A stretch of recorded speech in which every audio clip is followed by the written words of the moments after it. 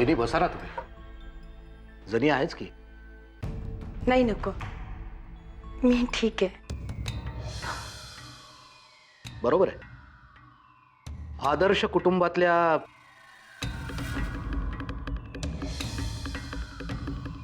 I am sorry, आदर्श घराण्यातल्या पतिव्रता स्त्री आहात तुम्ही. पती परमेश्वरांसाठी थांबावंच लागेल तुम्हाला, नाही का? तुम्हाला सांगून काही उपयोग नाही, पण तरीही सांगतो, या सभ्य घराण्याच्या परंपरा आहेत. हो, सभ्य लोकांनी स्त्रियांवर वर्चस्व गाजवण्यासाठी या परंपरा निर्माण केल्यात.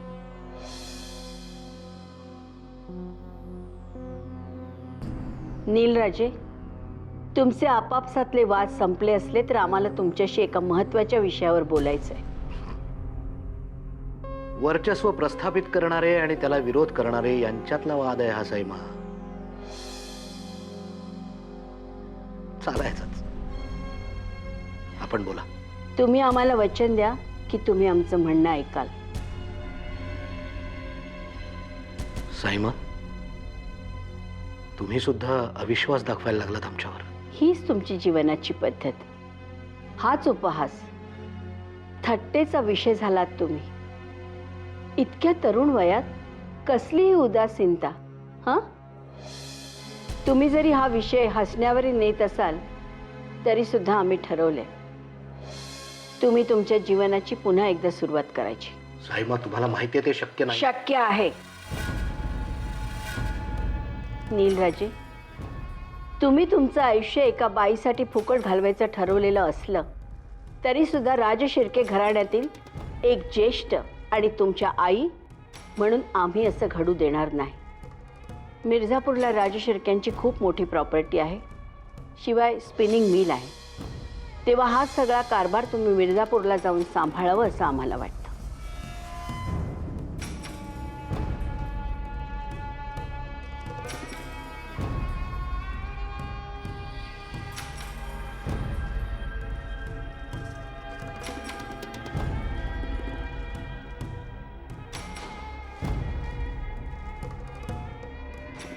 नीलराजे, तुमचा होकार आम्ही गृहीत धरतोय. प्रत्येकाला असं गृहीत कसं धरायचं?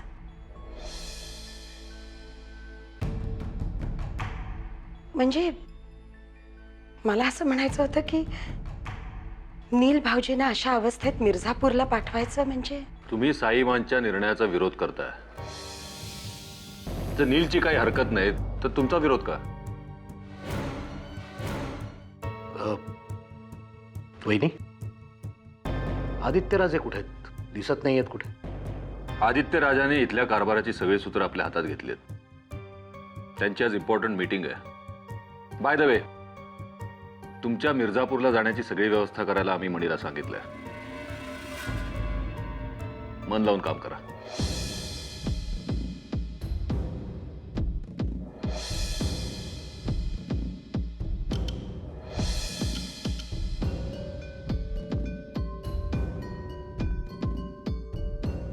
प्रियदर्शनी जी, आमची औषधं आमच्या खोलीत पाठवून द्या.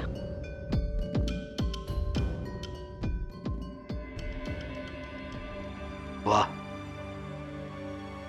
आमच्या घरातल्या मंडळींची आमच्याबद्दल असलेली तगमग पाहूनच पोट भरलं आमचं.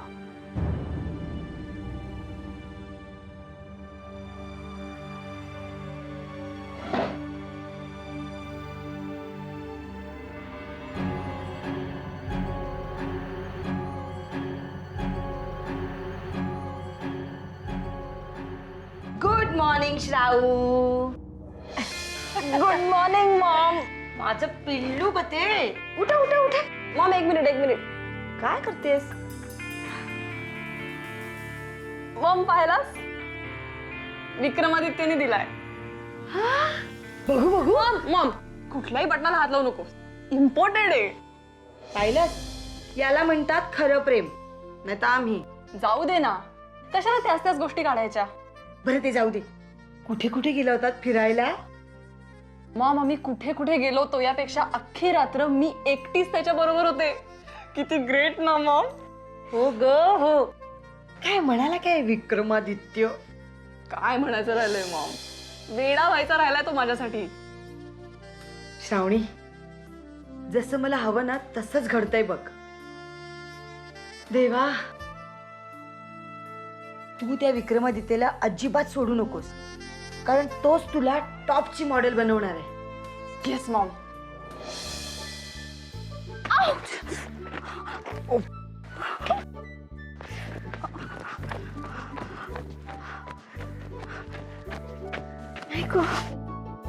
काय झालं? हे सगळं तुझ्यामुळे झालंय.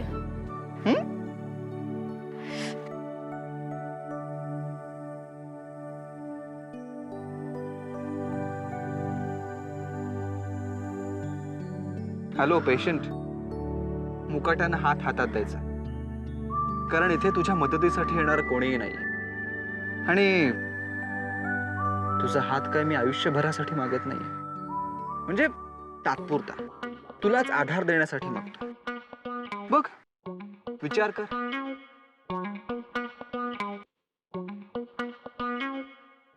तुझ्यामुळे झालंय सगळं.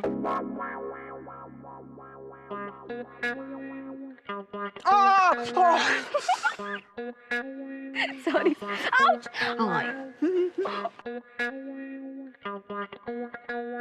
चल, तुझ्यामुळे झालंय सगळं. त्यानिमित्तानं जर तू माझा असा हात पकडणार असशील तर तुझा पाय रोज मुरगळावा. काय म्हणालास? अगं गंमत केली ग. चल, मी तुला घरापर्यंत सोडतो, म्हणजे तू मला घरापर्यंत सोडल्याची भिट्टमफाट होऊन जाईल. आणि हो, तुला घरापर्यंत सोडल्याबद्दल तुझ्याकडनं 100 रुपये अजिबात घेणार नाही आम्ही.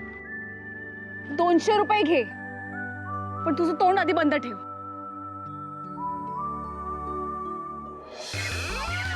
अभिलाषा, अभिलाषा, काय झालं? अगं माझा टिफिन तयार झाला का? का वहिनीने दिला नाही? नाही, तिला कुठेतरी बाहेर जायचं होतं म्हणून तुला करायला सांगितला होता. मला कॉलेजला जायला उशीर होतोय. श्रावणीशी बोलत होती, विक्रमादित्यांबद्दल सांगत होती ना.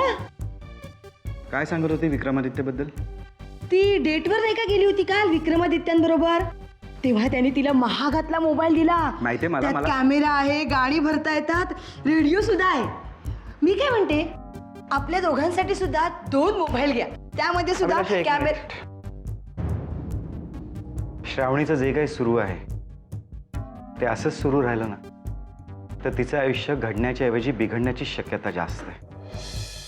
आणि हेच मला काल रात्री तिला समजावून सांगायचं होतं, पण हल्ली श्रावणीला माझ्याशी बोलायला वेळच नसतो. तुम्हाला कॉलेजला जायला उशीर होत होता ना.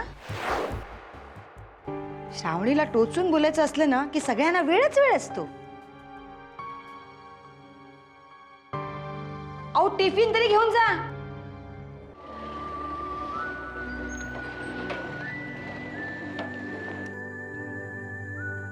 सावकाश.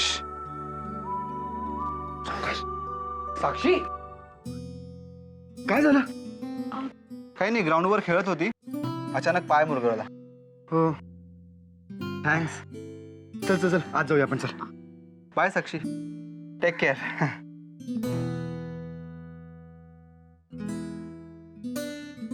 हळू.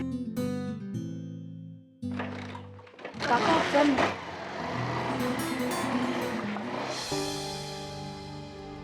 साईमा, प्रियदर्शनी, तुम्हाला आमच्याशी काही बोलायचं आहे का? साईमा, नील भाऊजींना मिर्झापूरला धाडण्याचा निर्णय कुणाचा होता? मला वाटतं आपण या विषयावर नंतर बोलूया प्रियदर्शनी. आम्हाला माहिती आहे साईमा, हा निर्णय तुम्ही तुमच्या मनानं घेतलेला नाही. आमच्या निर्णयावर तुमचा काही आक्षेप आहे का? आम्हाला असं नव्हतं म्हणायचं साईमा. निर्णय कोणाचाही असला तर त्यानं काय फरक पडणार आहे?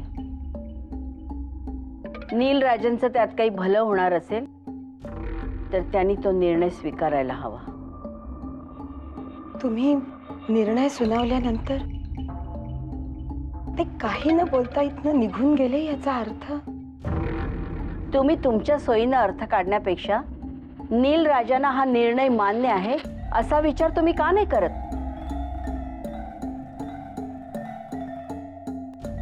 जी,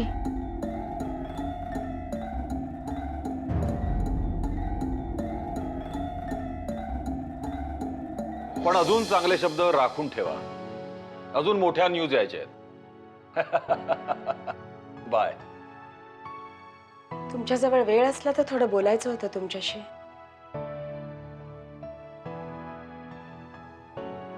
वेळ आहे, पण वाया घालवायची इच्छा नाही. ठीक आहे, तरीही आम्हाला तुमच्याशी बोलायचंय म्हणून विचारतो. नील भाऊजींना मिर्झापूरला धाडण्याचा निर्णय बदलू नाही का शकत? बदलण्यासाठी हा निर्णय आम्ही घेतलेलाच नाही. एका अपयशी मुलाच्या आईने हा निर्णय घेतलाय. स्वतःच कबूल करताय ना आपण की ते अपयशी आहेत म्हणून? मग त्यांच्यावर एवढी मोठी जबाबदारी टाकण्यात काय अर्थ आहे? तुम्ही याची चर्चा साईमांची का करत नाही? करून बघितली होती, पण त्यांच्या बोलण्यात आणि त्यांच्या डोळ्यात आम्हाला विसंगती जाणवली, म्हणून तर तुमच्याकडे आलोय आम्ही. काय म्हणायचंय काय तुम्हाला? नील भाऊजींची ढासळलेली अवस्था बघताना मला असं नाही वाटत की त्यांना एकटं मिर्झापूरला पाठवावं म्हणून. त्यांच्या मनाच्या अवस्था चांगल्या कळतात तुम्हाला. केवढा मोठा गैरसमज आहे तुमचा हा. असो, आम्हाला असं वाटतं की त्यांना एकटं मिर्झापूरला पाठवलं तर त्यांचं अनिर्बंध वागणं अजून वाढेल, त्याला खत पाणी मिळेल. आणि तुम्हालाही याची चांगली जाणीव आहे हे जाणतो. मग हा निर्णय कशासाठी? मिर्झापूरला ते एकटे कसे राहतील, काय करतील, या नुसत्या विचारांनी आमच्या मनाची घालमेल होती. हीच घालमेल त्यांना मिर्झापूरला पाठवण्यास कारणीभूत ठरलेली आहे.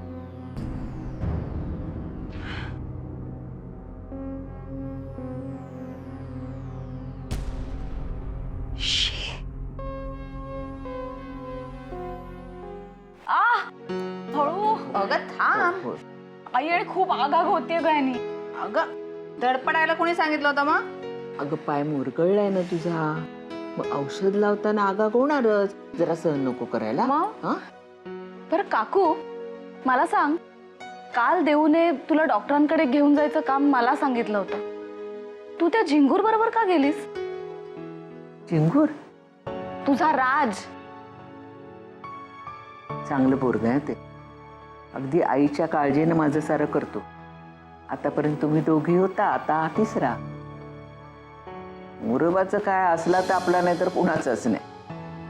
ठीक आहे, एवढं काही तर राजचं कौतुक करायची गरज नाहीये. तो किती चांगला आहे मला चांगलंच माहितीये. उगाच नाही रात्र रात्र बाहेर राहत. अगं रात्रीवरून आठवलं, काल रात्री श्रावणीला पोचवायला कुणीतरी मोठी गाडी घेऊन आलं होतं. ती काय आता राजेश शिर्केंची मॉडेल आहे, जमिनीवर थोडीच राहणार आहे. नाही पण कधी कधी ना तिची काळजी वाटते. नाही, तिला यश कीर्ती मिळते ते चांगलंच आहे, पण त्याच्या मागे धावताना ही पोरगी रस्ता तर चुकणार नाही ना. वाह, आतापर्यंत फक्त माझ्या श्रावणीबद्दल घरातली लोक बोलत होती, आता बाहेरची सुद्धा बोलायला लागली. अभिलाषा, अगं काय बोलतेस तू हे? गोदा काकू आपल्याला परक्या आहेत का? आणि श्रावणीच्या काळजीनेच बोलतायत ना त्या? कुणी कुणाची बाजू घ्यायची गरज नाही. सगळ्यांना मी चांगली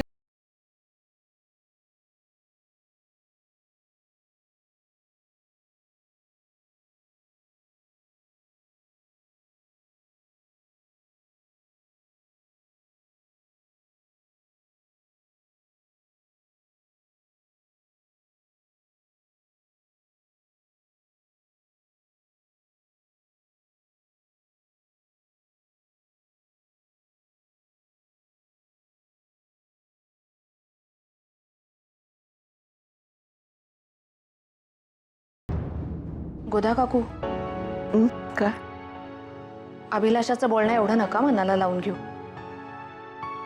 हवं तर तिच्या वतीनं मी माफी मागते. वेडीस का असं बोलायला? अगं रोज तू तिचं बोलणं सहन करतेस. आज मी एक दिवस थोडं सहन केलं तर काय बिघडलं?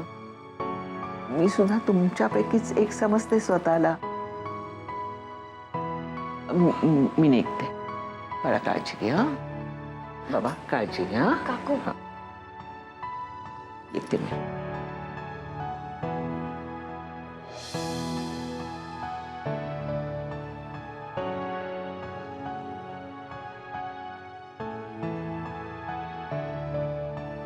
बरं बस आता गंमत पुरे. तुम्हाला कळलंय ना मी काय म्हणाले ते? बरं आता मग वया काढा, मी सांगते ते लिहून घ्या पटापट. आवाज नाही, आपण नंतर गप्पा मारूया. चला आता थोडा अभ्यास करूया. भैया देऊ. संजू कुठे होतास इतके दिवस?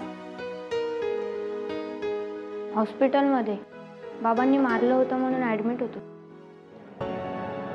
बाबांनी एवढं मारलं? सामायिक परीक्षेत गणित विषयात कमी मार्क मिळाले म्हणून. हो पण बाबांचं जरा चुकलंच ना. ते म्हणजे एवढं मारायला नको होतं. पण संजू तुझंही चुकलं ना. गणिताकडे दुर्लक्ष करून कसं चालेल? बाई मला तो गणित विषय नाही आवडत. तो गुणाकार भागाकार. बाई तुम्ही कोणाला सांगणार नाही ना? बाबांनाही नाही. नाही, विश्वास ठेव, नाही सांगणार. गणिताचा तास सुरू झाला की पळून जावं असं वाटतं. शांत राहा. गणित आवडत नाही तुला? मग तुला कुठचा विषय आवडतो? इतिहास. इतिहास. बरं ठीक आहे. आजपासून तू फक्त इतिहासाचाच अभ्यास करायचा. हो. मी तुझ्या बाबांनाही समजावेन आणि गणिताच्या बाईंनाही समजावेन की संजूला फक्त इतिहासच शिकवायचा. ठीक आहे? मग तर पळून नाही जाणार. नाही. हां पण माझी एक अट आहे हा. तुला गणित आवडत नाही ना, मग तू आकड्यांचा अजिबात वापर करायचा नाही. ठीक आहे? हो मी कधीच नाही करणार. संकेत तू जरा तिथे बस. संजू तू इथे बस. आज आपण संजूसाठी इतिहास शिकूया. चालेल? बरं. संजू मला सांग, तुला इतिहासातलं कोण आवडतं? शिवाजी महाराज. शिवाजी महाराज. बरं आता मला सांग, शिवाजी महाराजांचा जन्म कधी झाला? 1600. एक मिनिट. आपलं ठरलंय ना आकडे वापरायचे नाही. बरं आता मला सांग, शिवाजी महाराज किती वर्षांपूर्वी होऊन गेले? 1600 1700. परत आकडे वापरले. बाई तुम्ही खूप कठीण प्रश्न विचारला. बरं ठीक आहे. आता तू मला तुझ्याबद्दल सांग. तुझा वाढदिवस कधी? कुठच्या इयत्तेत आहेस? तुझ्या घरचा फोन नंबर, तुझे मार्क्स, पिनकोड. संजू तू हुशार आहेस ना, म्हणून तुला गणिताचं महत्त्व खूप लवकर कळलं. सगळेच विषय आवड म्हणून नाही शिकतायत. काही विषय गरज म्हणून शिकावे लागतात. हो की नाही? मग गणित शिकणार ना? हो. बस खाली. चला आता आपण पुढे जाऊया. आता मी लिहिते ते तुम्ही लिहून घ्या.